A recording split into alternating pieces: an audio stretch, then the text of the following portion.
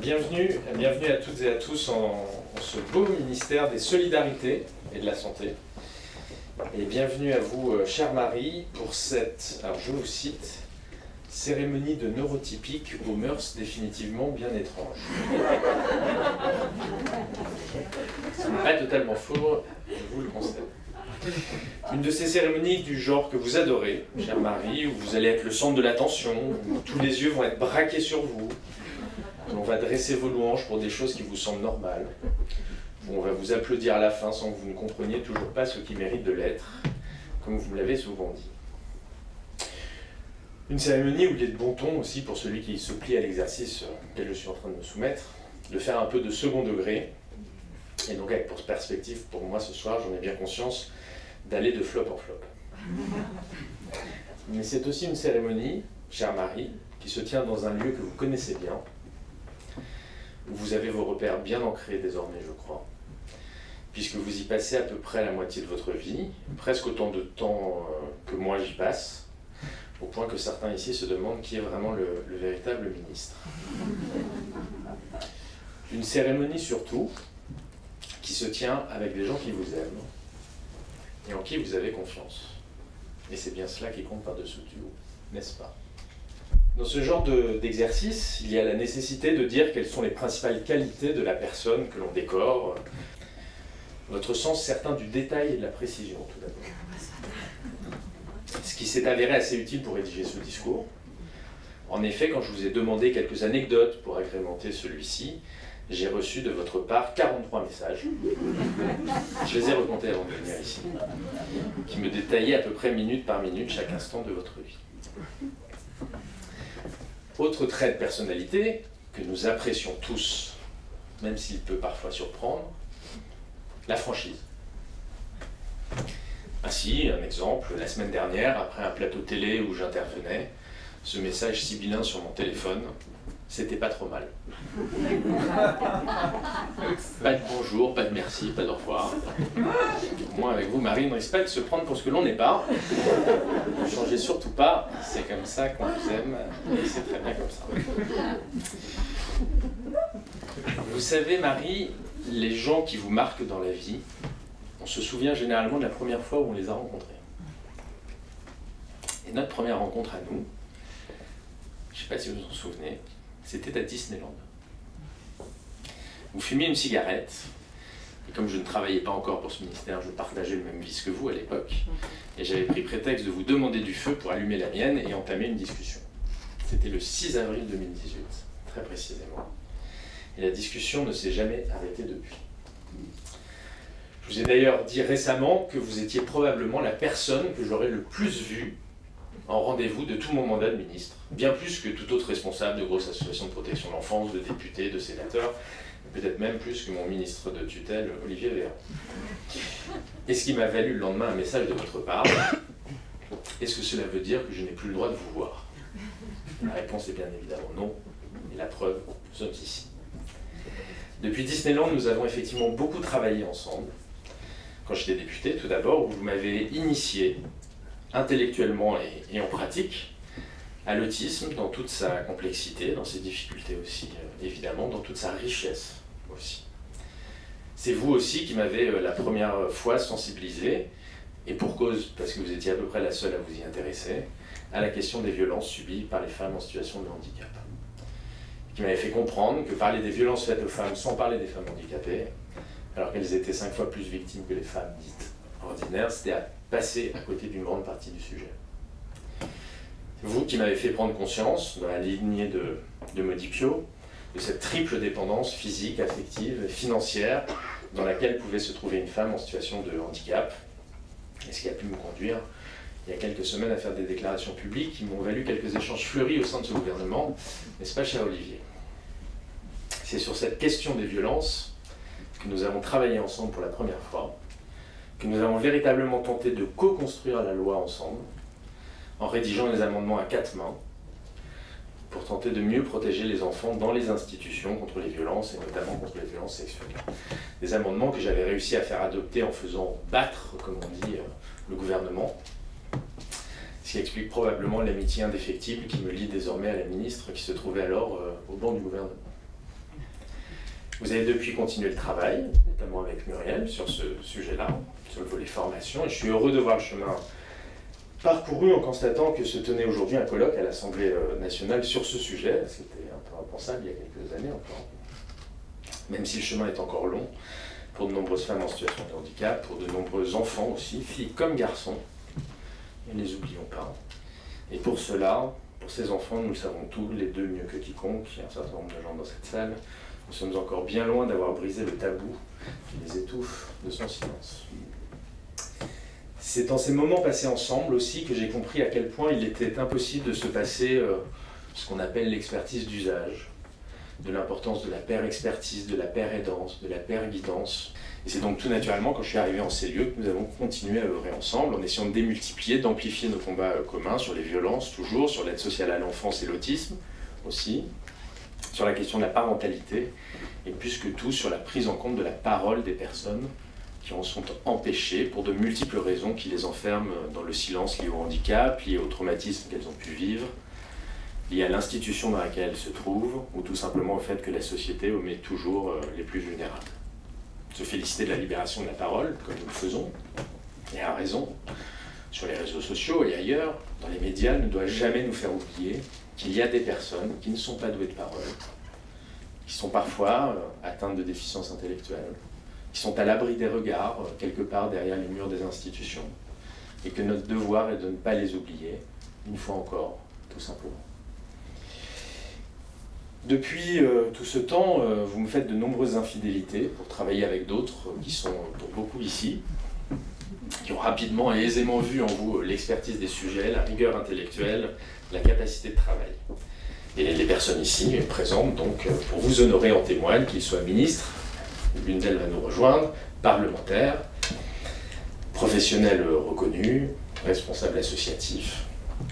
C'est l'occasion aussi de saluer ceux qui n'ont pu être là, mais qui le sont en pensée et en cœur. Je pense à Guy et à son fils, ainsi qu'à Elisabeth Moreno, qui m'a redit à quel point, enfin, toute l'admiration et l'amitié qu'elle avait pour vous. Alors, il y a une vice-championne olympique de natation qui va nous rejoindre bientôt, normalement.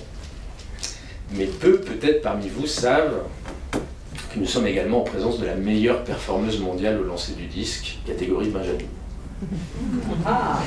Disco-ball émérite. Avant cela, vous aviez été championne de France minime.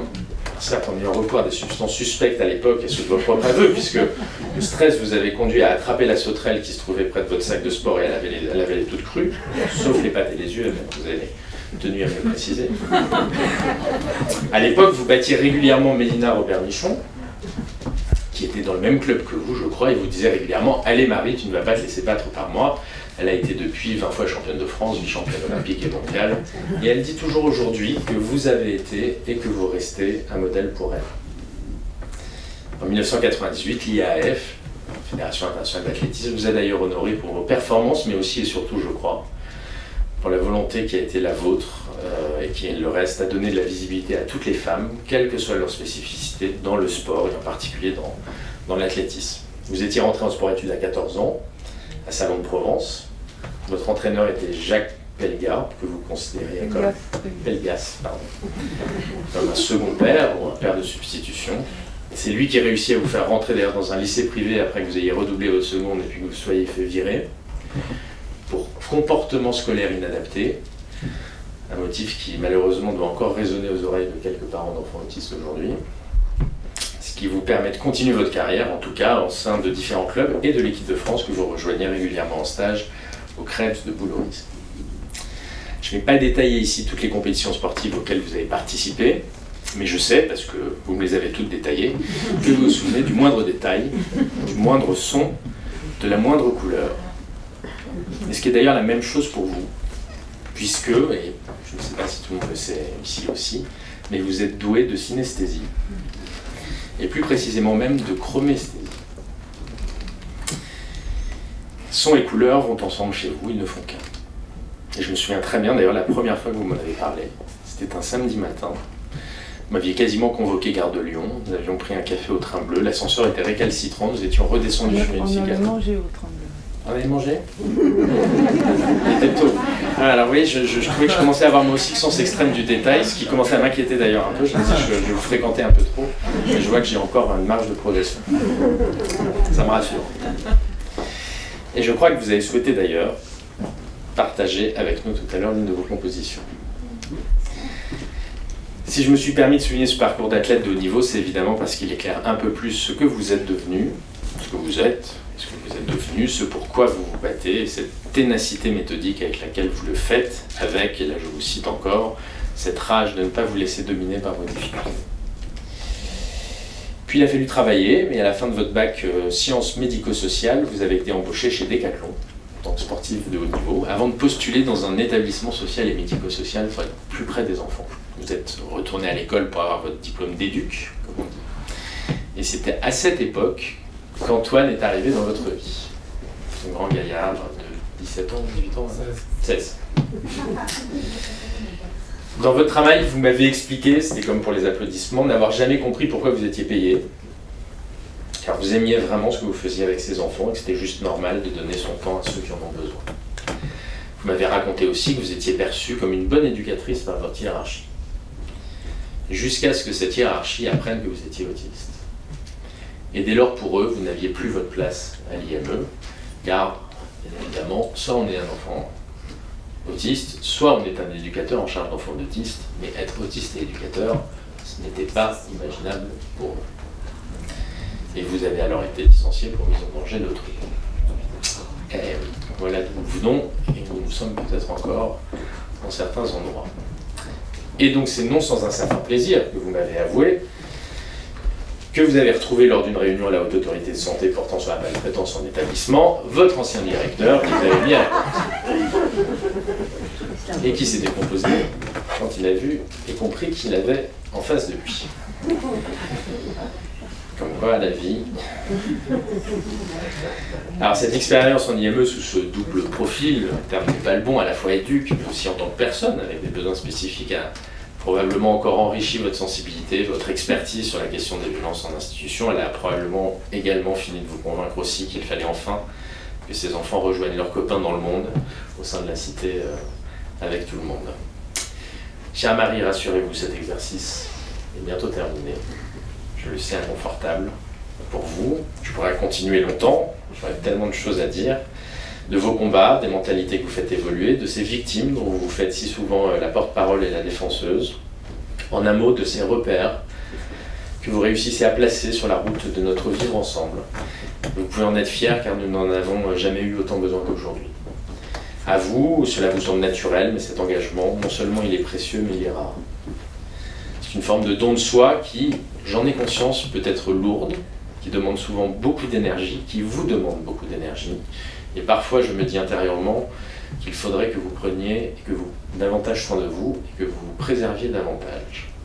Mais je sais qu'à Saint-André le gaz, auprès de votre famille, auprès de votre fils Antoine, vous trouvez une sérénité et une quiétude qui vous sont bien sûr chères et absolument nécessaires. J'espère de mon côté que depuis ces quelques courtes années que nous connaissons, vous avez le sentiment d'avoir trouvé en moi un compagnon de route sur lequel vous pouvez, et sachez que vous pourrez continuer à compter. Ce travail de Pénélope que vous menez, sachez que vous pourrez toujours faire appel à moi pour le faire avancer. Je souhaite en tout cas qu'il en soit ainsi, je l'espère, car nous avons évidemment besoin de votre regard si particulier, si acéré, et d'une certaine façon aussi si réconfortant. J'ai déjà eu l'occasion de le dire, mais à vous jamais je crois. Mais j'ai toujours considéré que si je vous parle ou je vous parle aujourd'hui, si je m'adresse à vous tous en tant que ministre, je le dois pour beaucoup à des gens comme vous. Et à toutes celles et ceux qui ont forgé notamment mes connaissances, ma compréhension du handicap et de l'autisme.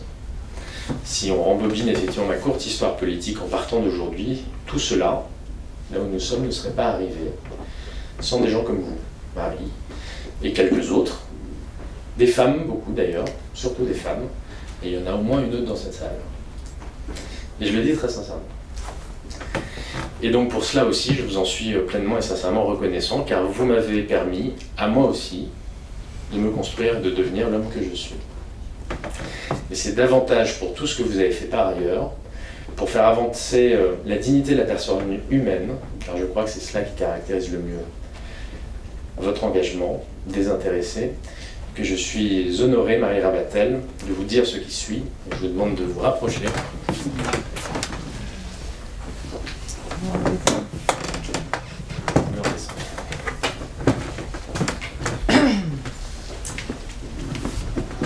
Au nom du président de la République. Je reste là, comme ça je fais la même. Et en vertu des pouvoirs qui nous sont conférés, nous vous faisons chevalier de la Légion d'honneur. Gauche, sur le cœur, cela se met.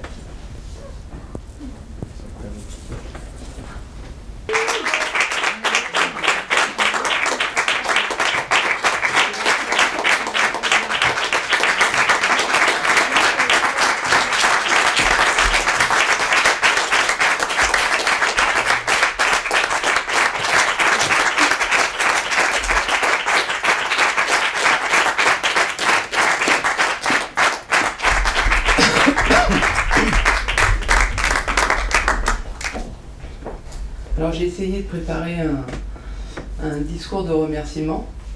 Donc c'est pas simple parce que habituellement je prépare jamais rien quand je fais des interventions. Mais là j'ai été un petit peu obligée pour respecter un peu les codes. Alors. Nous sommes là réunis, semble-t-il, pour une personne qui fait preuve de mérite éminent au service de la notion pendant plus de 20 ans. Un nom qui est mon homonyme figure sur le journal officiel du 14 juillet 2021. La personne qui a donné ce nom est Elisabeth Moreno, ministre chargée de l'égalité entre les femmes et les hommes, de la diversité et de l'égalité des chances. Voici ces mots. Merci d'avoir consacré votre vie et utilisé votre expérience pour accompagner celles et ceux qui en ont tant besoin. Vous avez fait et vous faites encore la différence dans la vie des autres. Ces mots ont fait écho très fort en moi et j'ai compris qu'elles décrivaient en quelques mots mon histoire. Ce nom n'était donc pas un anonyme, mais c'était bien moi. Alors je dis merci Elisabeth Moreno.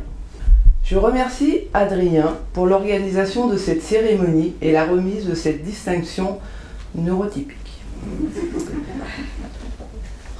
Alors je vais rien raconter parce qu'il en a déjà raconté pas mal. Mais je vais juste rajouter que Adrien n'a pas attendu d'être ministre pour s'engager envers les plus fragiles. Nous avons travaillé ensemble sur des amendements et je le remercie de m'avoir permis d'être actrice dans la fabrique de la loi. Mais Adrien, c'est avant tout une rencontre humaine. En fait, je n'y suis pas pour grand-chose dans cette distinction, mais c'est plutôt grâce aux belles rencontres que j'ai faites dans ma vie. Bon, c'est vrai aussi, ça serait mentir de vous dire que je n'ai pas fait des rencontres moches, voire terriblement moches. Des rencontres qui sont là pour me rappeler que je ne sers à rien, que je suis débile, que je suis handicapée, inutile, que ma place n'est pas ici, que je suis un boulet, ou encore que ma mort rendrait service à la société. Des rencontres qui m'ont brisé, anéanti, tué. Vous savez, ces crimes sans cadavre. Des rencontres déshumanisantes.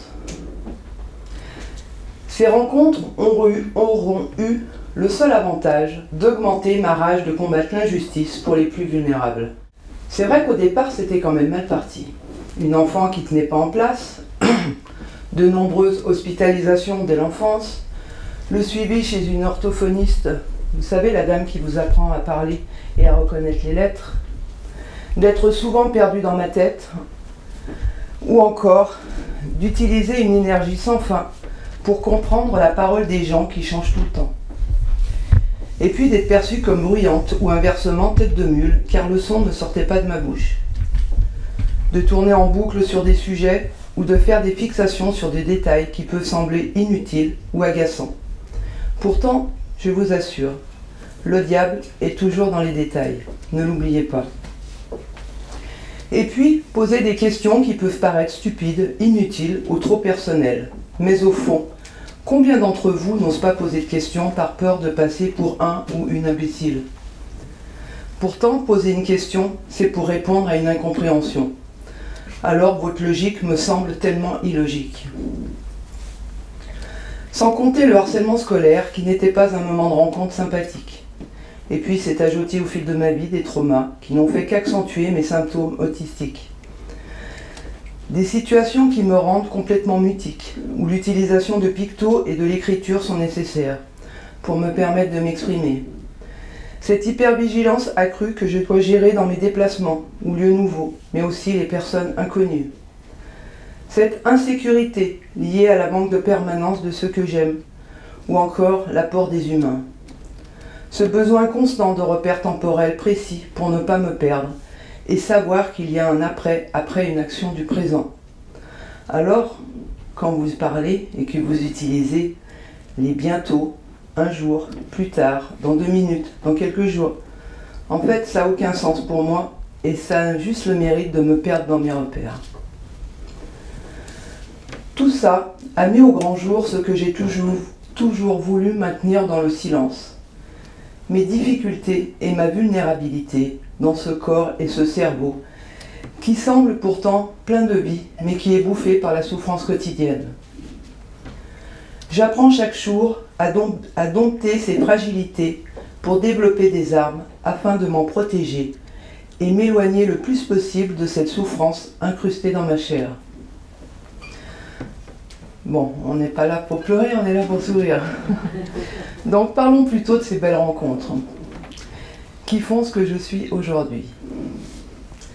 Elles ont commencé dans mon environnement familial, par mes parents.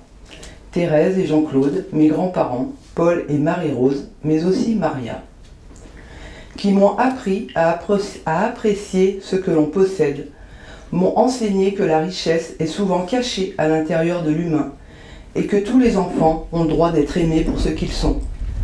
Même les enfants comme moi qui naviguaient entre l'école et l'hôpital, qui étaient branchés sur pile Duracell et qui ne sont jamais invités aux anniversaires et qui vont aussi chez les spécialistes pour apprendre à prononcer et à écrire sans mélanger les lettres. Lorsque j'y pense, cela me fait sourire le cœur et les yeux aujourd'hui. C'est vrai que je fais encore de nombreuses fautes et je cherche encore quelquefois comment poser ma langue dans ma bouche pour sortir le bon son du mot. Mais même si ça me demande beaucoup d'efforts, j'y arrive presque à chaque fois. Comme quoi ça m'a été bien utile cette rencontre. Ma famille m'a aussi appris à ne pas se laisser embarquer par mes difficultés, mais d'y faire face au mieux possible en utilisant mes compétences pour trouver le chemin de la solution. Ces valeurs m'ont construite et m'accompagnent aujourd'hui. Vous êtes des parents et des grands-parents que tout enfant devrait avoir.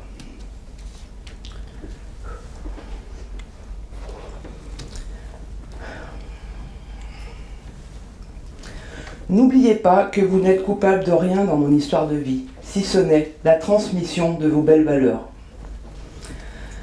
Merci à ma sœur, Rosemary, qui a toujours su être une personne bienveillante envers moi et qui était mon modèle pour bien des choses, qui m'a toujours protégée dans la cour de l'école et bien d'autres lieux encore.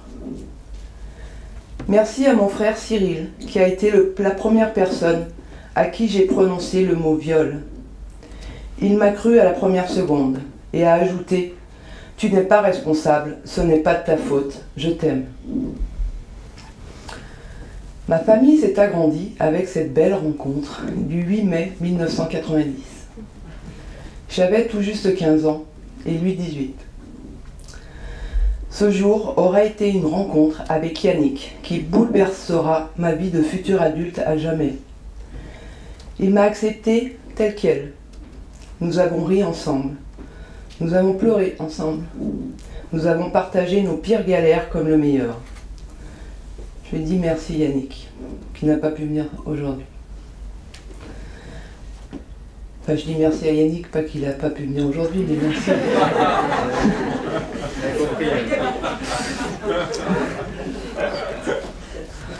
Une autre rencontre aura lieu le 14 janvier 2005. Ah.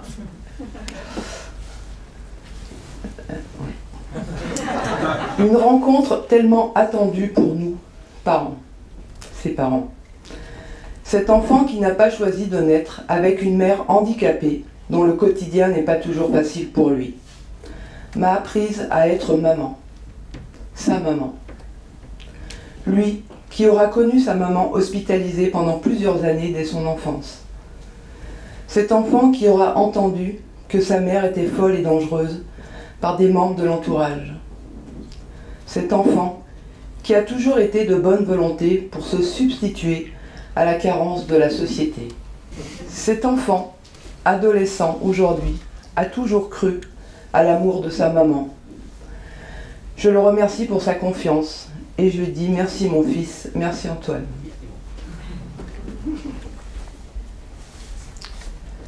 Merci à mes beaux-parents, Josette et Bernard, et Mémé Janine. Mémé Janine, c'est l'arrière-grand-mère d'Antoine, qui a 92 ans. Qui m'ont accepté comme leur fille et petite fille dans leur famille. Et pour ces mots que j'entends très souvent.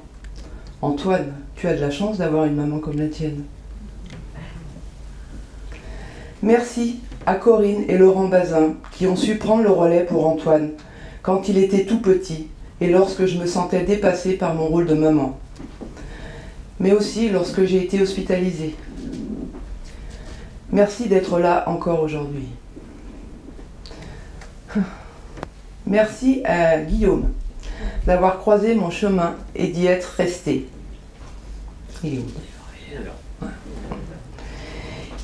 Il y a eu cette rencontre qui n'aurait dû jamais avoir lieu, tellement rien ne pouvait nous réunir, hormis le contexte. Nous avons appris à nous connaître. Ensemble, nous avons vécu des périodes très difficiles, mais il a toujours su me relever. Il m'a fait grandir, comme je l'ai fait grandir. Il a su donner du sens au mot espoir dans ce monde pas toujours facile. Il est aussi mon traducteur de dictionnaire neurotypique. Un ami qui habille le cœur de couleurs tous les jours, c'est inestimable. Alors je dis merci Guillaume. Cette rencontre dans mon adolescence, avec Aurore et Séverine, m'aura apporté beaucoup. Tout d'abord, l'appartenance à un groupe de copains, moi qui n'avais jamais connu les anniversaires, les invitations, ni en primaire ni au collège. En étant adolescente, cela était pour moi un privilège d'avoir des copines. Toutes les deux, elles ont su me donner de la joie, du rire, de la vie. Alors, un petit room service. Merci à Nelly. Merci d'être cette boussole pour faire face à ce cerveau d'autiste souvent compliqué, pour me permettre de comprendre des situations de neurotypiques. Je peux vous le dire à tous que vous êtes ici. Vous êtes vraiment compliqués à comprendre. Les valeurs du sport sont venues aussi se greffer sur mon chemin. Monsieur Vincent, ce vieux professeur de sport au collège, aura vraiment changé le cours de ma vie. Ce grand monsieur n'est plus là aujourd'hui, mais je lui dis « Merci professeur, merci de m'avoir permis de connaître le sport et de le pratiquer. » Le sport, ce lieu où nous avons tous notre place pour nous épanouir, sans que les particularités de chacun en soient un obstacle. Mes rencontres avec ses entraîneurs, Martial Ozeille, Jean-Marc David, Jacques Pelgas ou encore Serge Debier, m'ont appris eux aussi à ne pas fuir mes difficultés, mais plutôt à les transformer pour en faire une force. Ils m'ont appris que quelque chose peut me sembler impossible jusqu'à ce qu'on le fasse. Alors je dis merci à ces 4 grands entraîneurs. Ces valeurs du sport font partie de mon ADN au fond. Elles m'auront accompagné tant dans mon parcours professionnel, au service des enfants et ceux qui en avaient besoin, qu'aujourd'hui, dans ma vie personnelle et surtout dans mon quotidien de survivante. Merci à mes 2 sœurs dans cette famille du sport, Mélina et Magali. Ces 2 femmes sportives et mamans exceptionnelles m'ont soutenue dans des situations bien complexes. Mélina m'aura même appris que l'inclusion n'est pas toujours là où on l'attend. Et puis, il y a la rencontre avec Simon et ses parents. Ils m'ont fait confiance et ont toujours cru en moi, malgré mon opposition à l'institution, qui avait peut-être probablement oublié la raison de leur existence. Cette institution qui ne voulait pas que Simon apprenne à lire. Cette institution qui avait fait un signalement vers ses parents pour mise en danger. Cette institution qui ne voulait pas qu'il découvre le travail en milieu ordinaire. Aujourd'hui, Simon est un adulte. Il sait lire et vit dans un appartement qu'il a voulu. Lui, il a fait du logis. Sa passion pour le sport est mise en pratique, puisqu'il peut la pratiquer tous les jours. Bref, il vit simplement sa vie, entouré de l'amour de ses parents. Je remercie Simon de m'avoir aidé à l'aider, lui et sa famille, pour que mon rôle de référente prenne tout son sens. Merci de m'avoir autorisé à te transmettre mes valeurs. Notre rencontre est inestimable pour moi. Alors je dis merci Simon. Et puis je remercie la maman de Simon d'avoir traversé la France pour permettre à Simon d'être ici aujourd'hui avec nous. Merci aussi à tous ces enfants dont j'ai eu la chance de croiser dans mon parcours professionnel. Ils m'ont permis de me sentir moins seule dans ce fonctionnement neuroatypique. On se ressemblait tellement, même si l'expression verbale n'était pas là. Au fond, ils m'ont protégée comme je les ai protégés de la violence institutionnelle. Je remercie Géraldine et Graziella, ces deux éducatrices, qui m'ont rappelé souvent que ma différence était une chance pour ces enfants et pour elles dans leur pratique professionnelle.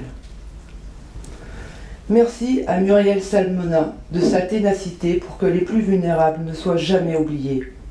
Tu es une femme extraordinaire. Depuis notre première rencontre, nous ne sommes jamais quittés pour se battre ensemble pour que cesse l'humanité. Et puis, tu portes ma voix où que tu ailles. Merci Muriel.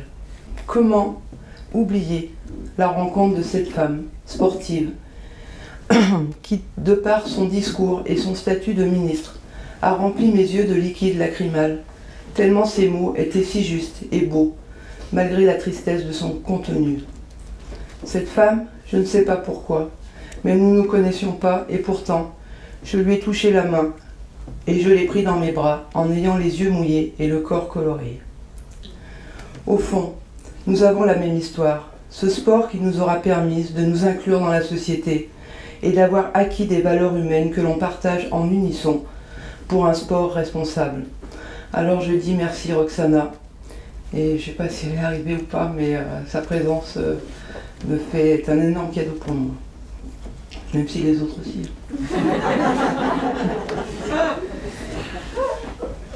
Il y a aussi la rencontre de l'équipe de la MIPROF, qui m'a permis de développer la confiance en moi. Et oui, merci Anaïs, Elisabeth et Florence, ça vous étonne sûrement. Cette équipe a accepté mes pictogrammes dans les réunions pour m'accompagner à prendre la parole lorsque je voulais m'exprimer. Aujourd'hui, cet apprentissage m'a permis de m'autoriser à prendre la parole lorsque j'ai quelque chose à faire savoir. Vous auriez pu être de très très bonnes éducatrices. Et puis je vais faire une petite aparté pour Anaïs. Nous nous connaissions très peu, mais nous nous sommes soutenus lors d'un exposé sur les violences sexuelles subies par les personnes autistes dont personne ne voulait en entendre parler dans la salle. Ce jour-là, nous avions tout déchiré et m'a prouvé que nous avions raison de briser l'omerta.